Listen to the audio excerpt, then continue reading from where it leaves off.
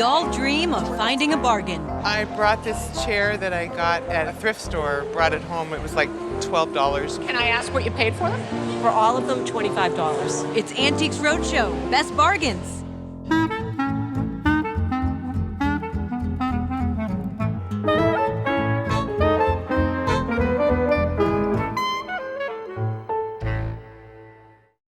In this episode, we're revisiting some of the greatest buys discovered on Roadshow. Tales of our savvy, or maybe just lucky guests getting the deal of a lifetime. Well, I found them at a local thrift store. They were in a bin, and they were 25 cents a piece. But I decided to go ahead and purchase it and ended up paying $6 for this piece of art. $6. Just how marked down were their purchases? And would they still be considered a steal in today's market? Oh my God. Are you serious? I am serious. Oh my goodness. I am. See? Women's rights. They come wow. back. Woohoo! Find out in this look back at some of our best bargains.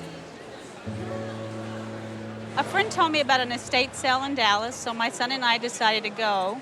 We went on the last day of the estate sale. When we entered the house, I saw this leaning against the dining room wall on the floor. And I was just drawn into the red color. I'm not an abstract collector, or I don't know anything about abstract. I'm very more traditional. Being that I'm Hispanic, I just saw like a flamingo dancer, sort of like with the red hues. It just spoke to me in that manner. When I told my son I wanted to buy the piece of art, he said, "Oh, Mom, don't get it. It's ugly." But I decided to go ahead and purchase it and ended up paying $6 for this piece of art. $6. So how long ago did you purchase it at the estate sale? About 4 to 5 months ago. Your son should always listen to you. Sons should always listen to their mothers. But this is a really interesting example of an abstract painting by the Cuban artist Felipe Orlando. It's oil on canvas. Orlando was born in 1911 in Mexico, but spent the bulk of his career in Cuba from 1914 into 1946, which is a very vibrant time to be in Cuba. He was influenced by artists like Tamayo and also European artist Jean Dubuffet. But when we look at paintings like this, his own instinct for the Afro-Cuban style, as well as his interest in pre-Columbian anthropology comes through. It's quite abstract, but there's a lot of figure studies going on. It's really a wonderful example of his work. The piece is signed and measured on the back, and also the artist has put an arrow to show which way is down. The typography corresponds with that direction. In the 50s, the artist moved back to Mexico, and this was probably painted in the 1970s or 80s. His work is in the Museum Nacional in Havana, as well as in the Museum of Modern Art in New York, and at the Museum of Latin American Art in Washington. So, a very established artist. It's in great condition, and at auction, I would estimate it at $4,000 to $6,000. Wow. Wow, not a bad investment. If it were earlier and painted in Cuba, it would have a different scale of value.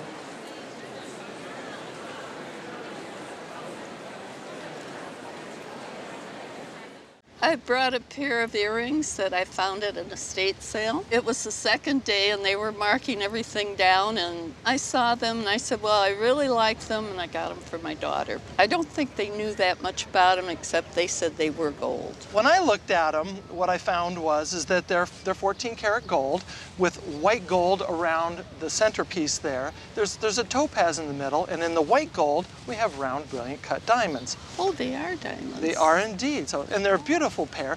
They're from around the 1940s, very retro in style. But I found something more important on there. Did you see that they were signed on the back? I didn't pay much attention. Oh, okay.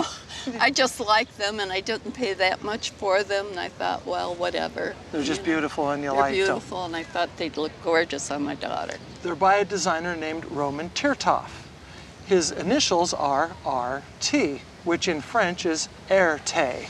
Oh, and Erté. What I noticed is that they're signed on the back.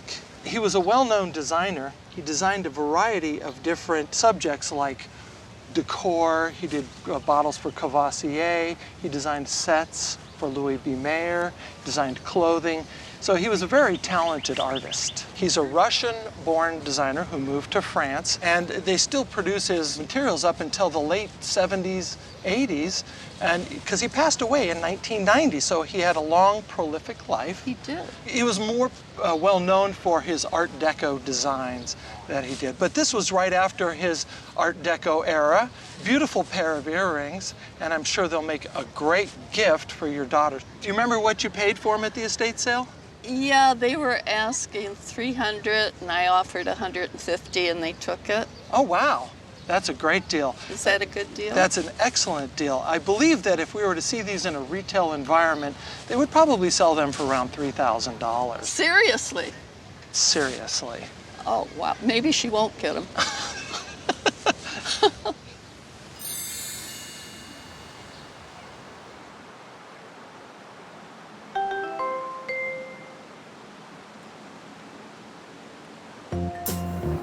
My wife always says I'm very cheap, and I'd call it frugal. And they had it for $1.50 at a yard sale, and I said, well, that's within my price range, so. Your $1.50 at the yard sale bought you an 18-karat gold enameled cigar band ring from Cartier. All right. I guess it pays to be cheap. Guess so. Well, I bought this from a thrift store. I was actually looking for something to serve mashed potatoes in. I paid $33. We do believe it is the work of Galileo Chini. We see a date, a 1925. At auction, I would estimate it between $5,000 and $7,000. No way. No, what, really?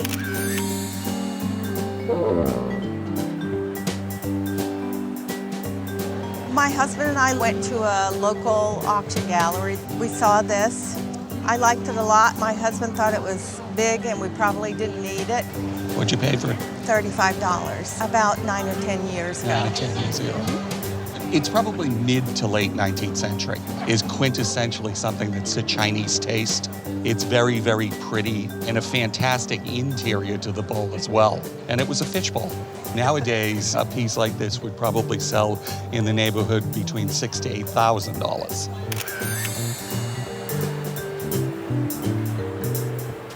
Well, this is the Laws and Resolutions of Women's Rights. I got it at an after estate sale in a box full of other books in the floor, and it was $2. $2? $2. Good deal. It supposedly was the first book ever published concerning women's rights in the English language. That is absolutely right. It Great, is the first. awesome. It was published in 1632. It does have a little bit of damage, as you can see. It's got some staining here. It's also missing a page at the front. But nevertheless, it's actually in pretty good condition. Great. And it's quite rare. You paid $2. So any thoughts of what it might be worth? Well, I'm just hoping to double my money. Okay. $4 is our target. I think we'll do fine. Oh, good. And it probably has an auction estimate in this condition of $6,000 to $8,000. Oh my God. Are you serious? I am serious. Oh my goodness. I am. See? Women's rights. They come back to Woohoo!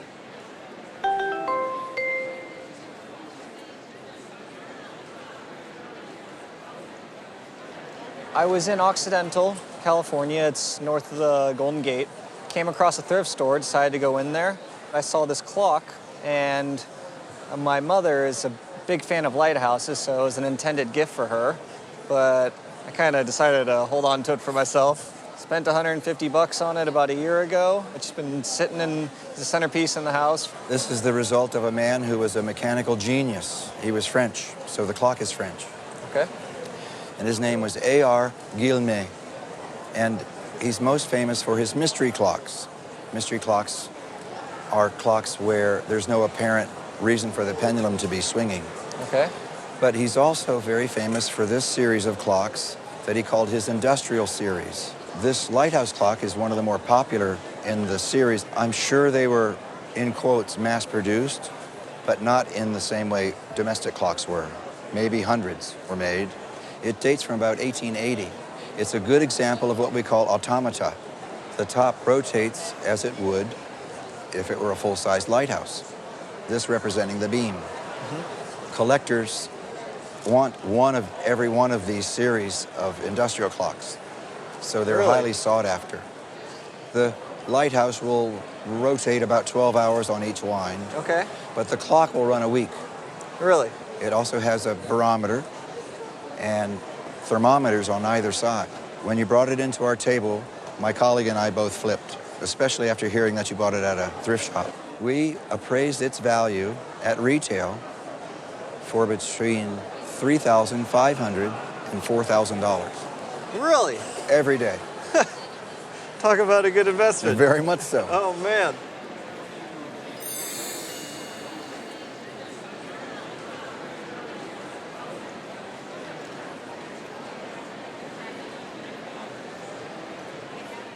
Well, I found them at a local thrift store, and they were in a bin, and they were 25 cents a piece. I've had them 2 years, and I took the backs off of them because they were all really bad and everything, and I figured the paper on the back was probably ruining the picture, if anything, and then found out that they were glued onto an old photograph, but I just left them as they were. Well, that was smart. And this place that you got them, is that just somewhere where people consign stuff, or they just... No, it was one of the big thrift stores, and they just a little thing they called the bargain barn, and they put all the stuff that they don't think they can sell or they don't want to sell because there's something wrong with it. So they put it in this store, and they sell everything really cheap. When we get done here, we're going there. Okay. When you walked up to the table with these, the first thing I wanted to do was get my jeweler's loupe out and look at them. I realized that they are watercolors. The thing that drew me into them was, especially the two over there closest to you, the faces are amazing. And I love the way that the backgrounds are dark and it makes them kind of pop off of there. I'm not sure that they were all three done by the same hand. When you flip them over, you can see the family names on the back. But what they've done, as you said, they've taken an existing photograph from the 1920s or 30s and cut it out and then glued that on there. And I would say you would need to get those steamed off of there and maybe get the paper stabilized by a conservator. It might cost a few $100 to get each one done. Using the family name of Sherdlin, which I thought it was, I found a lot of them in New York later on in the 19th century, but I also found some in the Valley of Virginia in the early 1800s. When I look at something like this and think about the value, the first thing I want to think about is it American? And we all think that they're American. I want to think about how well done is it? And if you look at the difference in execution between the faces and the clothing and the hands, then you would say that that is a naive style of portraiture. The guy closest to you, he's in a frock coat. He's got a polka dot vest. I mean, he's a dandy. The guy in the middle is dressed more like somebody from the city would have been in the late 1700s. This portrait of this young child, that's probably a boy. Back then, lots of times boys were dressed very similar to the way girls were dressed.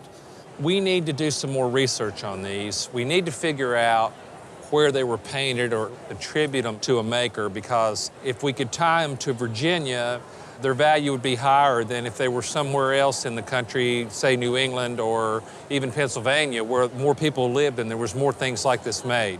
Conservatively, right now, with what I know, in today's market, I would do an auction estimate on these of $3,000 to $5,000. We figured $1,000 to $1,500 each, give or take.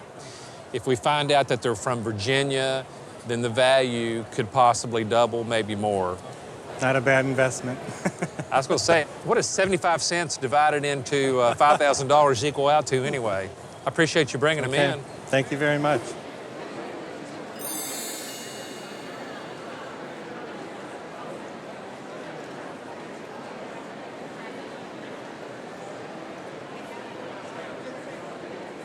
Our local art museum had a sale, and their workers could bring in items to put in the sale as well. And it was purchased there from one of the workers then, about 30 years ago. That's how I got it. And did you know much about it when you bought it? Not really. I just knew a bargain when I saw one. What was your bargain? $10. $10. You sure that wasn't too much? Oh, back then it was a lot. Well, this is a very pretty piece. It's a very finely chain-stitched, embroidered Indian textile. Oh, okay. And it's silk embroidery on linen, and it's 18th century. All right. Most likely it was made in Gujarat, which is in western India. Okay. And that was a province of the Mughal Empire at that time, and so we often refer to these as Mughal textiles. Mughal textiles.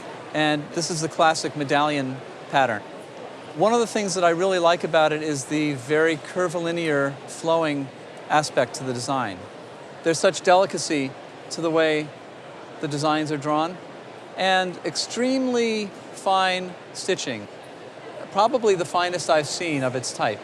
Now, these pieces, the opinion is that they were inspired by Queen Anne embroideries that came into India in the early 18th century, and they very quickly started reproducing them in this technique. And they were made both for domestic consumption and for the export market, so a lot of these went to Europe and England primarily as coverlets or canopies. Okay. Now, one of the interesting aspects of this is that it's made in 3 pieces. Anybody who's done fine embroidery knows that you can't do a huge piece very easily. Right. And so here we see a seam running across the top. And look over here where it really doesn't quite match up. I see that. And then over here, it really doesn't quite match up. Even though those don't quite match up, it's an extraordinary feat to be able to do those 3 pieces as well as they did. Now let's talk about condition a little bit. First of all, the piece is very large. It's about 80 inches by 100 inches. Yes. The majority of the piece is in excellent condition. We do have a slight discoloration here, probably some sort of a water stain. There are also some very small holes scattered about, but it would be almost unheard of to find a piece of this age that didn't have some condition issues. When you say 18th, is it like early, middle, late? I think first half of the 18th century. Oh, first half. Yes. Ooh, okay. Ooh. Now, I would say that the value on this piece, conservatively, would be $15,000. Well, color me happy. Really? And that's a retail value. That's awesome. The very best of these, when they're in excellent condition, with no problems, bring $25,000 to $30,000. Wow. It's a special piece, really. Well, it's even more special now.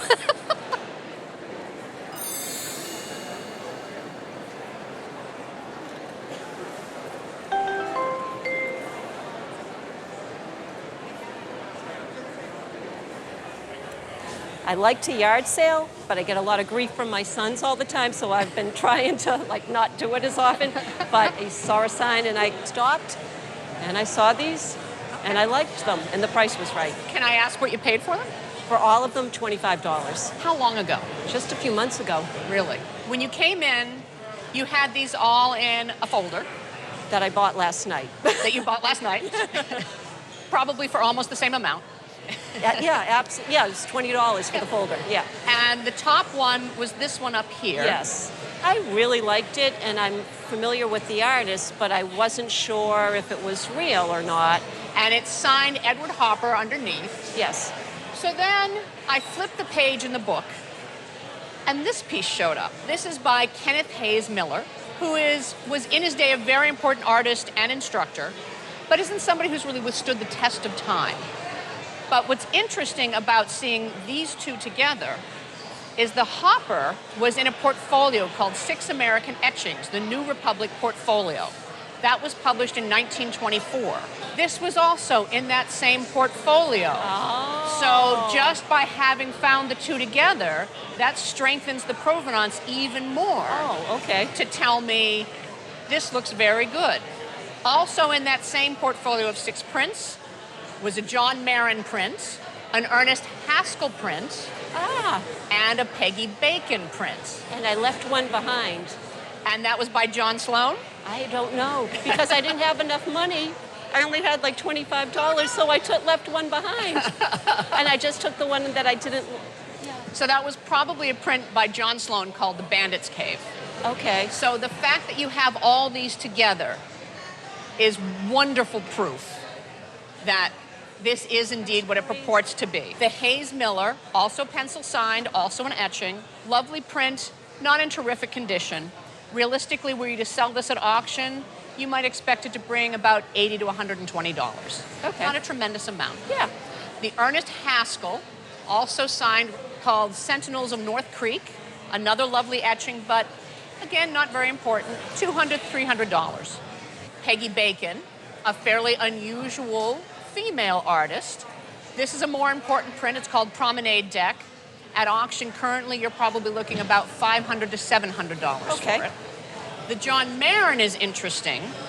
When the portfolio first came out, it included this John Marin print, which is called Brooklyn Bridge 6, Swaying. After just a few of the edition was published, he changed out that print for another print called Downtown the L. This is the more rare and desirable print. Oh. So this is a fantastic etching, and it's in lovely condition. So at auction for the John Marin, you're looking about $15,000 to $25,000. Oh my God. Oh my God. I'm glad I didn't leave that one behind.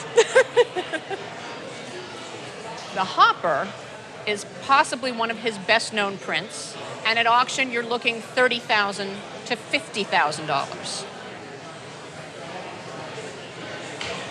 Crazy. Absolutely crazy. Are your kids going to give you grief after this? No, they better not. They better not. No, not at all. They better not. The one you left behind, the John Sloan, $500 to $700 at auction.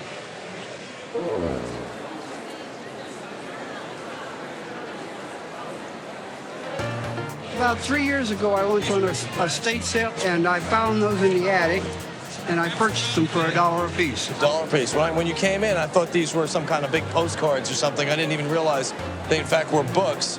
But not only are they books, we've got Ricky the Rabbit. We open them up, and what we get is an incredible pop-up book.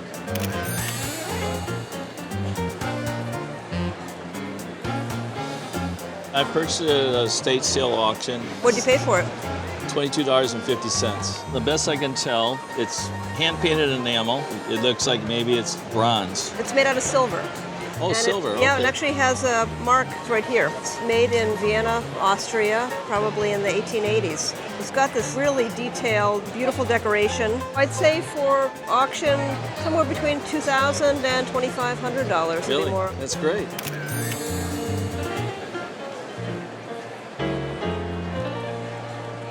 About 20 years ago, my husband and I were in Rome, and we went into a small shop that sold movie posters, and this was folded up on the top of a stack, and it was in very bad condition. And the guy said, "You probably don't want to buy it because it's in such bad condition." And when we saw what the subject was, we said, "Oh yeah, we do want to buy it." So he said, "Well, we can let you have it for $30.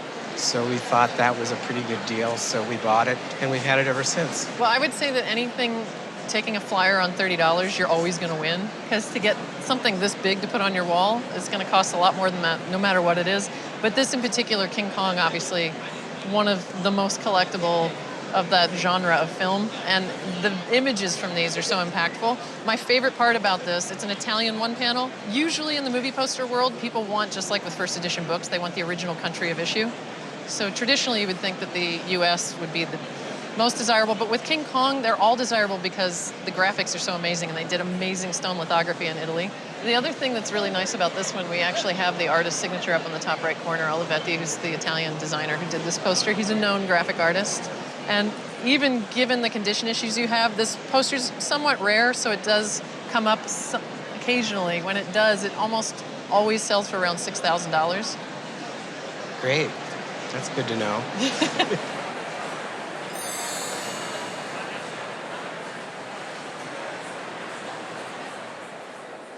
It is signed. I'm not familiar with the artist myself, but it is dated 53. I'm sure you know much more than I do. I'm hoping so. Hope I'll be able to tell you a little bit about it. It's signed down here, and it's K. Nunamaker, and that's Kenneth Nunamaker. Have you done any research on him at all? He is from Pennsylvania, and he sold most of his work, I believe, there, but other than that, I don't know much about him. Technically, he wasn't from Pennsylvania. He was actually from Ohio. He was essentially pretty much a self-taught artist. Around about 1923, or prior to that, he moved to Philadelphia, and then in 1923, he moved to Center Bridge, which was in Bucks County. Sometimes this group is called the Bucks County Impressionists, the New Hope School, or the Pennsylvania Impressionists. He is indeed one of those. One of his great mentors was Edward Redfield, and Redfield was one of the leaders of the Pennsylvania Impressionist School, together with Daniel Garber. And I think of all the Impressionists, Nunamaker was perhaps influenced by Redfield more than any of the others. And you can see it in his very vigorous brushwork. He would paint en plein air, i.e. he would go outside to paint. So what you see here, he would have been sitting in front of this with his little canvas board.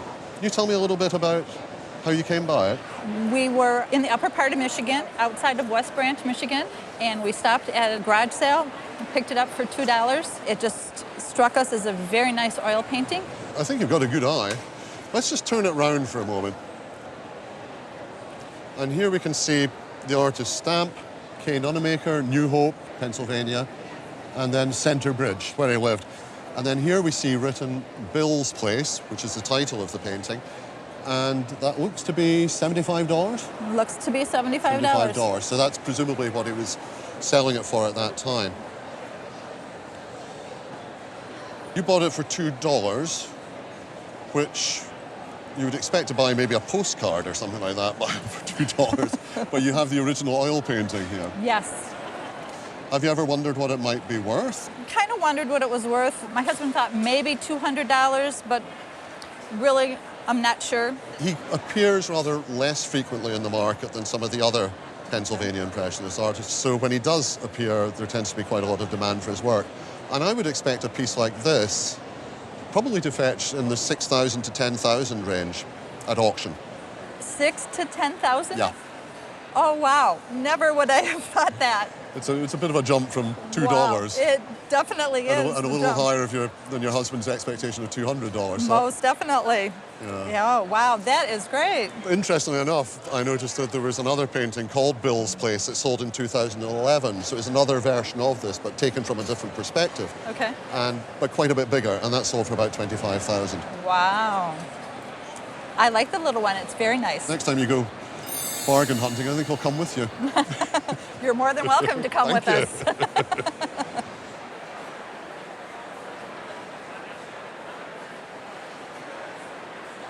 It's really funny because I took it at the last minute because I didn't really know what it was. I thought it was a perfume bottle. I collect perfume bottles, but I thought it was a cruet when I bought it because of the stopper, but I put it on my perfume tray. And where did you get it? I got it at a flea market, and I'm not sure, somewhere in Virginia, because I go to so many flea markets, and I just happened to find it. And it, was very inexpensive. I didn't even really know it was silver at the time. What did you pay for it? I don't think any more than $20, $25. It was really a good deal. And you know when that was? Maybe 10 years ago, I'm not sure. Okay. Well, what we have here is it is a perfume bottle. Oh. And it's French, Art Nouveau.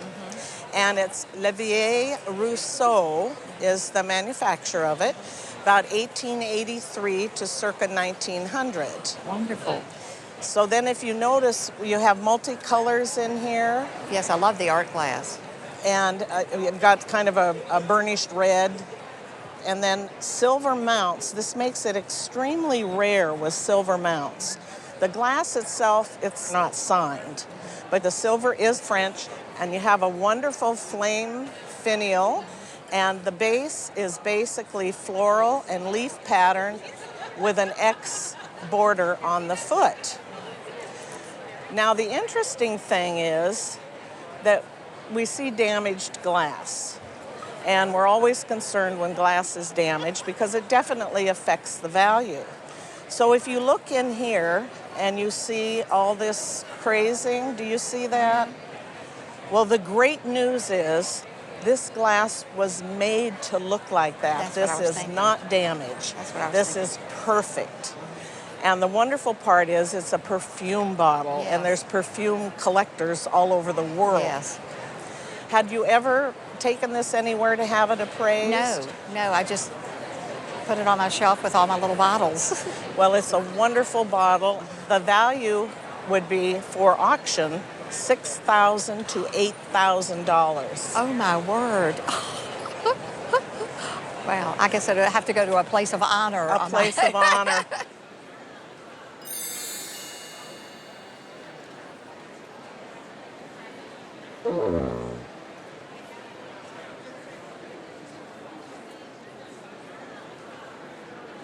I was at a paper and print show in New York about 15 years ago. I've always collected historical documents or anything on the Philippines. I'm a Filipino.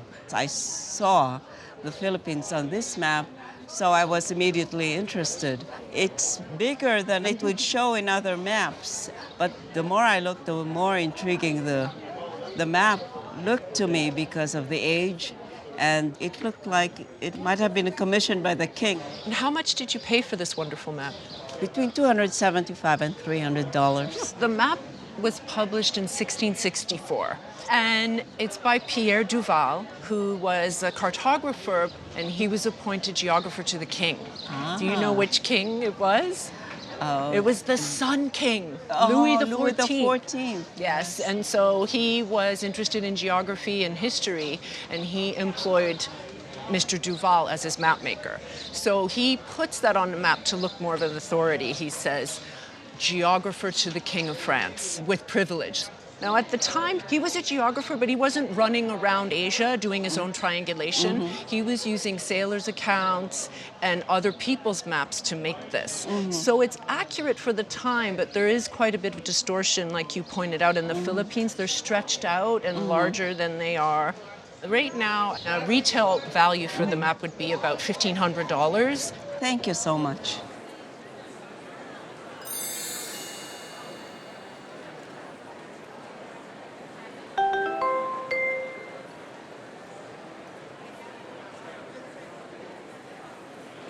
Well, me and my mommy had a garage sale, and they said it was on sale for $10, and my mommy said I could buy it, so I bought it. So did you try to bargain with them at all? Well, it was for 15, but they said I could have it for 10. So you did well then. All right, now tell me what you've learned about this. I think this is bunny hair. Bunny hair, okay. And I think this is horse hair. Horse hair. And I think this is bear teeth. Bear teeth, okay. And do you know anything about it, how they're used? Well, I know you go you hold it by that rubber part and you go, and you throw it and it goes and sticks into the animal. Ah. Now, one of the things that we know about this tomahawk is that it's very, very fancy. Most of the ones that are real are a little simpler. So you might not have the bunny fur on it, and you probably wouldn't have the teeth. And these are probably some kind of animal teeth. I don't know whether they're bear teeth. This is a horsehair up here, okay? Okay. Do you know what kind of bone this is? I'm thinking that with this long jaw like this, it might be a horse bone. Might be part of a horse jaw. Okay. And this is probably like an electrician's tape back here. So this was made to sell to somebody, but it wasn't made to be used. But it's very decorative, and you'll see pieces exactly like this framed up. And even though they're not really old Indian pieces, they still have value. I've seen doctors and lawyers pay as much as $150 to $250 on these pieces that are framed like that. So how's that for your $10? Good. That's pretty cool, isn't it? I guess you're going to be going to more garage sales, aren't you?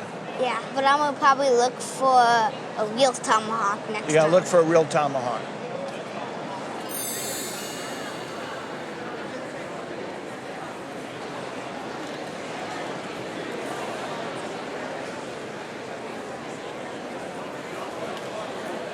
So you've brought us something very old from a sports context. What do you have here?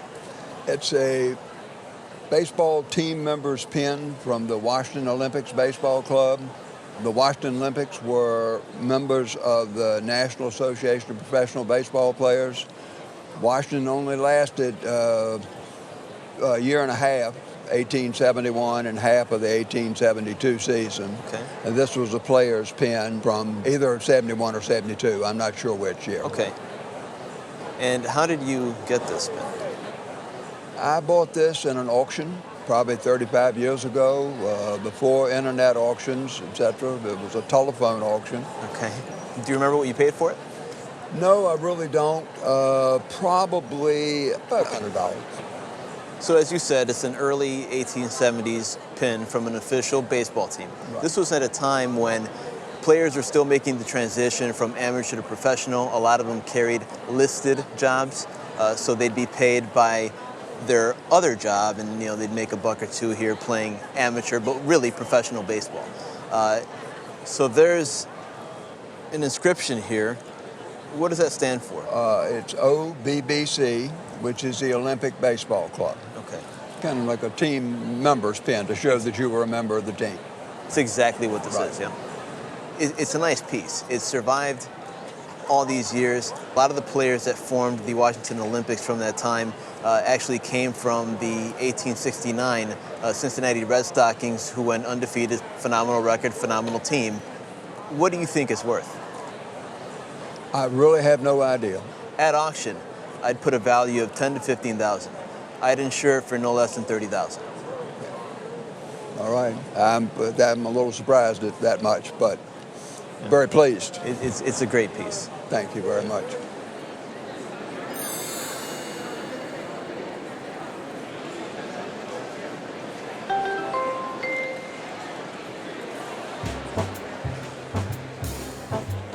I bought it at a thrift store about 3 years ago.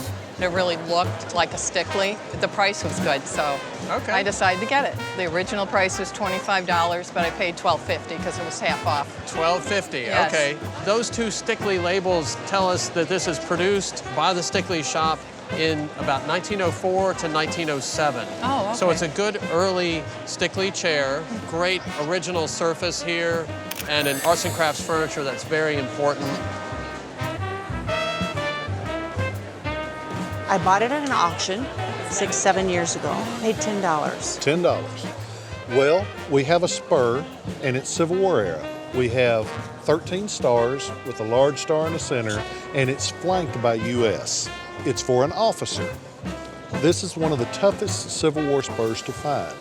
Oh, wow. This is a spur that would retail at between $1,000 and $1,500. Oh, my gosh. Oh, I'm speechless. Wow. I bought this 14 years ago from the original owner's son. He kept the original bill of sale and the one where he paid it off a year later. And that was in? July 28, 1956 on the bill of sale. 1956, and that was right here in Mobile? Right in Mobile. Okay. Well, this is literally the 47th one made, excluding prototypes. That would actually place it in the year 1954. Any idea of the value? I paid $3,000 for it. I paid a lot of money for it. 14 years ago. Well, today, a 1954 Stratocaster would be valued at auction between $50,000 and $70,000. Yeah, great piece. Thanks for bringing it in today. Thank you very, very, very much. My pleasure. I bought this about a year ago at a thrift store in Wisconsin. I was hiding in the back. It caught my eye with the shape of it, and it has Mexico written on it. Both of my parents are from Mexico, and I just bought it. So what you described it to me earlier as a magnifying glass. That's what I call it. It's not a magnifying glass at all. It's a Mexican artist named Feliciano Béjar. Feliciano was born in Michoacan region in a poor family. He assisted his father as a young man. He was a street peddler, so handling small notions and bottles and trinkets and things like that. And that sort of got his creative juices flowing a little bit. He later apprenticed with a carpenter and would start using scrap pieces and found objects and put them together and started making different things. As an artist, he had a very long and sort of meandering career. He got into painting for a long time as a young man, and he actually traveled to New York for his first exhibition in 1948. And it's really not until the 1960s that he stumbled upon this style of art, which is really sculpture. And he perfected this form. The first piece actually came out in 1966. These objects were made mainly with found pieces, so pieces of machinery and gears that he would fit with these polished lenses of glass with these concave areas in them. And they became known as magiscopes. And the magiscope became his trademark piece for the rest of his career. The purpose of the piece is not to make reality more clear, it's to distort reality, to see things in a different way.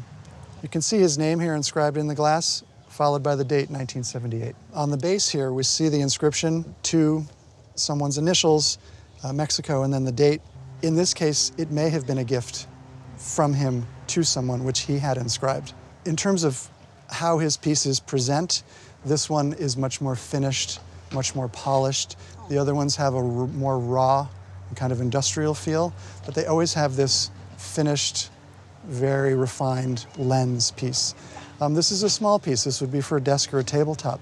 He made pieces that our human scale in terms of size.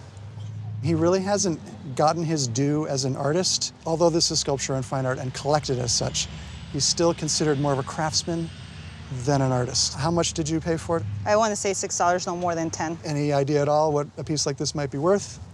No, I think I was guessing maybe $100. He must have made this in a series. I wasn't able to find information about how many in the series. Oh, okay. But an identical piece is being offered in a retail setting right now for $3,000.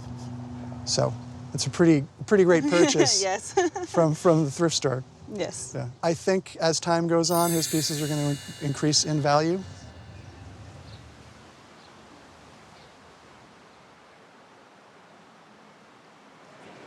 We were in France for a business trip, and I had a chance to go either to Versailles or to the flea market. And I chose going to the flea market. I'd always heard about it, always envisioned it, and this is where I went. You found this, and when was that? That was in 61, 62. So almost 50 years ago. Oh, yes.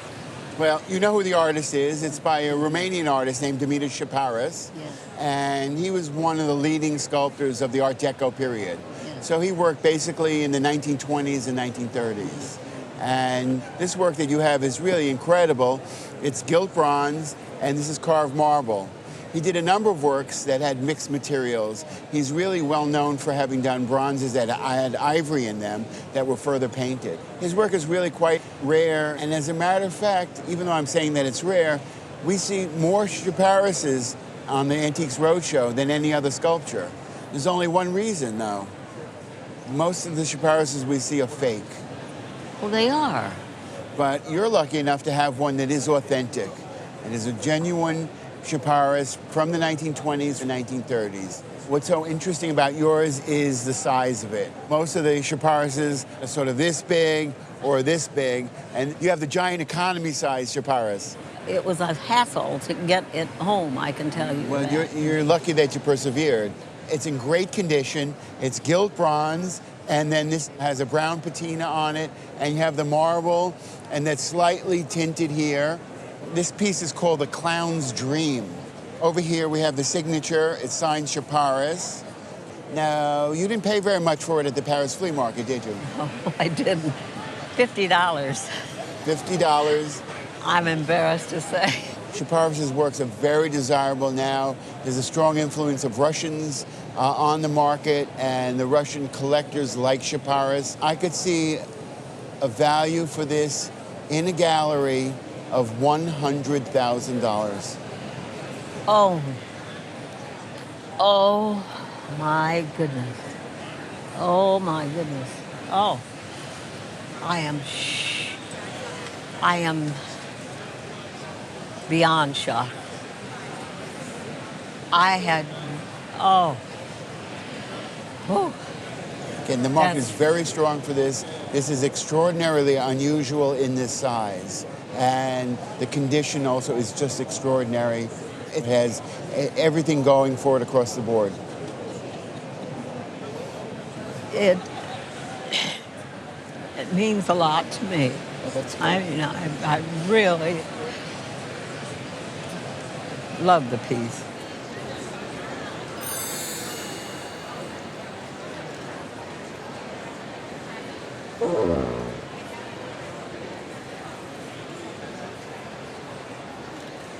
I brought in two very old wooden dolls. I don't know a great deal about them. I'm very curious what you can tell me about them. Where did you find them? In the thumb of Michigan, up by Lexington or Sandusky area. I've been collecting since I was a child, and I buy and I trade and I love stuff. And a woman called me and asked me if I wanted to buy some dolls, and I said, no, I don't care so much about dolls. She said they're very, very old, maybe you could look at them. And when she came in, I really just wanted this one. But I ended up with both of them. I understand she inherited them and she didn't know anything about them. I'm not able to talk about the small doll properly to you. I can't do the kind of authentication that I would need to do here. So we'll just talk about the big doll today. Excellent. This early English doll dates from early 1700s and were only owned by wealthy children or children of royalty in particular. She is wood, and painted, so it's fairly common to see crazing and pieces of paint that will flake off. When you have a piece that is this early, you can expect that there's going to be damage. She has that little black pupilless eye, which is an indication of an early piece. You can see dotting that has been used on her eyebrows, and that's another early doll signature. She has an all wood body. In fact, she's completely wood except for her upper arm. And her upper arm feels like it is a cloth.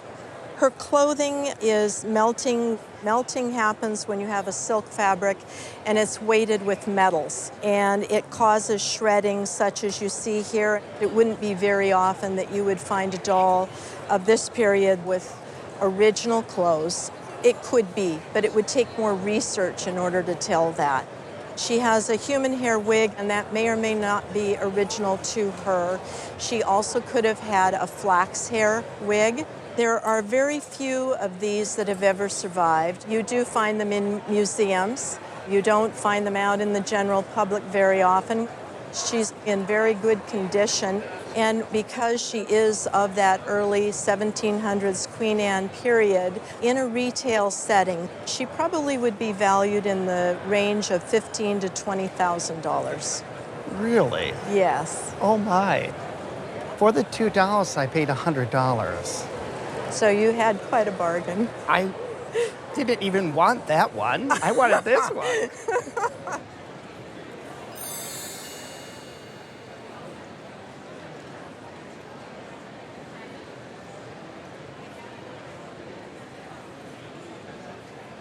Where did you find this piece? At the Moorhead Flea Market in North Carolina.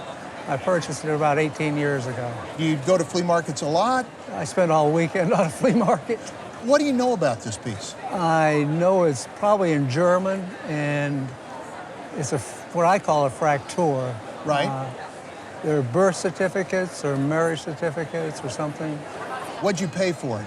$40. $40. Now, Fraktur is both a style of writing or lettering, but also a style of this art, which you correctly point out are birth and marriage and death certificates. Most of us tend to think in the folk art world of Frakturs that were made by the Pennsylvania Dutch. This particular Fraktur was not made by the Pennsylvania Dutch. It was made where? North Carolina? Rowan, North Carolina. And you can see that this is the name of the person, Philippina Garin. And the lines here says she was born in North Carolina in Rowan County in the year 1811 on the 27th of June. And then it goes on to list her parents and people who are witnessing her baptism. So in this particular case, this is probably a birth certificate and a baptismal certificate. North Carolina Frakturs are really very, very rare. Okay. When you brought this up to the folk art table, we all were marveling at it because we just don't see Southern Frakturs. This one has all sorts of great stuff going for it, starting with these wonderful parrots, but then this pinwheel decoration, the arch, the flowering vines. It's a fabulous piece. It does have some condition problems. You can see here where it's been folded. That's okay. A lot of Frakturs were folded. Typically, they were kept in family Bibles. So I would imagine that originally this was in a Bible and it was folded and unfolded. There are some areas of separation here that make this less desirable than one that was in perfect condition. On the other hand, it's so rare compared to a Pennsylvania Fraktur that you just never see them. What's it worth today? What do you think? A couple $100. A number of us discussed what the value of this would be at auction, and all of us agreed that conservatively an $8,000 to $10,000 estimate. Whoa. Wow. That is great. That is great. So that $40 looks cheap now, yeah, right? That's right.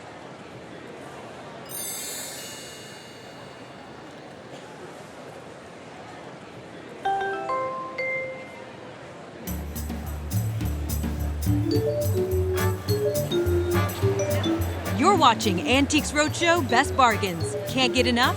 Watch Roadshow anytime at pbs.org/antiques or on the PBS video app. And tell us what you think at Roadshow PBS. Coming up, I brought this chair that I got at a thrift store, I think in 1995 or 1996.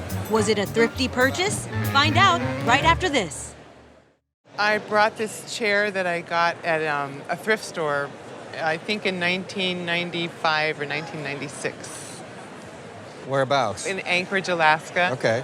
Did they tell you anything about the chair? No, it was just a thrift store, with a bunch of stuff in there, and I just saw the chair, and I fell in love with it and bought it and brought it home. It was like $12.50, I think. Well, I need to go to thrift stores with you. Yes, you That's do. quite a find. This is referred to as a tulip form chair, and the tulip is an organic form that's very popular in design in mid-20th century furniture as well as decorative arts. Irwin and Estelle Laverne are the designers of this chair. They met in New York. They married and created a very successful company, producing not only furniture, but textiles and wallpaper as well. There's some discrepancy about when the chair was made, but consensus is between 1957 and 1960. It is made of fiberglass. I want to take a moment just to spin this around so that our viewers can see this in its entirety, where you can see the fiberglass. The base is enameled metal, so very innovative. Fiberglass was really developed in World War II, and post-war furniture design, they incorporated it into furniture. So. Right. My dad had the first fiberglass boat in Bristol Bay back in the late 50s, so I knew that this was fiberglass. Okay. But only because of that, otherwise, why would I know? Great form, great presence, great stance. Yeah. There are a few condition issues that we could point out, and these really do show there was a crack right here. And you can see also just a few little chips and bangs here and there, as well as the base. You can see it around the base, which is normal wear that you're going to see on a chair that's really 60 years old. We had it outside so, a bit, because it was fiberglass. I thought if the boat can be outside, the chair can be very outside. durable product. Yeah. So. In today's world, it's a very desirable chair. At auction, it would realize between $1,000 and $1,500. Wow. Oh, that's great. Well, it is a family heirloom then, Now but I it think is? I'll keep it. Yeah. Yeah. It's very comfortable too. Did you sit in? Would you like to sit in it? I did sit in it. It's very comfortable. Shall I sit in it? Yes, please. Thank you. And it rocks. You can. Yeah. You look Like I own great it. in that chair. Wow. Wow. I don't hear that enough. Oh man. Thanks for watching. See you next time on Antiques Roadshow.